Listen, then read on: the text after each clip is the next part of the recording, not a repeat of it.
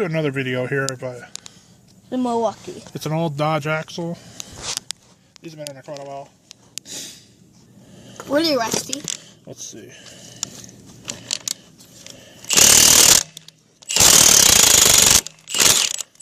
That's really loud. Wow, I'm impressed. Look at this. That's not even a challenge.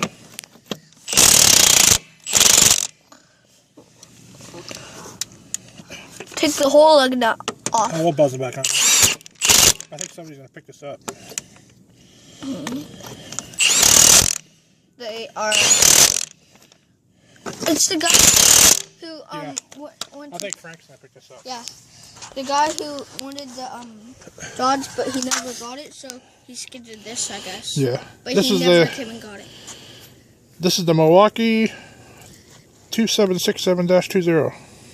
High torque impact wrench. I'm impressed.